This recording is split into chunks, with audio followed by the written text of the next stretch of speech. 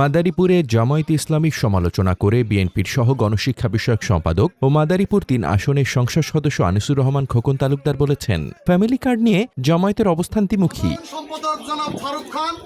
শুক্রবার বিকেলে কালকিনি উপজেলার আলীনগর ইউনিয়নের পশ্চিম কালীনগর এলাকায় পালর্দি নদীর তীর প্রতিরক্ষা কাজের উদ্বোধন ও মতবিনিময় সভায় তিনি এসব কথা বলেন। খোকন তালুকদার বলেন, জামায়াতের আমির একসময় ফ্যামিলি কার্ড নিয়ে কটাক্ষ করলেও এখন সংসদে গিয়ে তারাই ফ্যামিলি কার্ডের জন্য আগ্রহ দেখাচ্ছেন। তিনি আরও অভিযোগ করেন, প্রকাশ্যে এ ধরনের কথা বললেও ব্যক্তিগতভাবে প্রধানমন্ত্রীকে ফ্যামিলি কার্ড বিতরণের বিষয়ে অনুরোধ করেন জামায়াত নেতারা। জামাতের আমির নিজে বলেছে, রাখ তোর ফ্যামিলি কার্ড।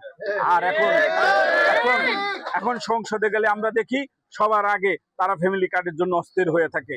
তারা মুখে বলে একটা, তারা একটু পরে প্রধানমন্ত্রীকে একা পেলে যে বলে আমাদের এলাকায় কবে আপনি কবে আমাদের এলাকায় ফ্যামিলি কার্ড দিবেন। আমরা এইসব ওনাদের মুখে একটা কথা, ভিতরে একটা, এই সকল প্রতারণা মানুষ বুঝে গেছে। সারা বাংলাদেশে বর্তমানে জামাত ইসলাম যেসব কাজ করছে সেগুলো আমরা বলতে চাই না। আমাদের সমাজ নষ্ট করে দিচ্ছে এই জামাতে ইসলামের কর্মী। অনুষ্ঠানে কালকিনি উপজেলা নির্বাহী কর্মকর্তা সাইফুল আরেফিন, থানার ওসি জহিরুল আলম, উপজেলা বিএনপি সভাপতি ফজলুল হক ব্যাপারী, সাধারণ সম্পাদক মাহবুব হোসেন মুন্সি সহ বিএনপি ও সহযোগী সংগঠনের নেতাকর্মীরা উপস্থিত ছিলেন। পরে সংসদ সদস্য পালর্দি নদীর ভাঙন প্রতিরোধে চলমান তীর সংরক্ষণ কাজ পরিদর্শন করেন এবং টেকসইভাবে কাজ সম্পন্ন করার নির্দেশনা দেন। মাদারীপুর থেকে ইব্রাহিম সবুজের পাঠানো প্রতিবেদন।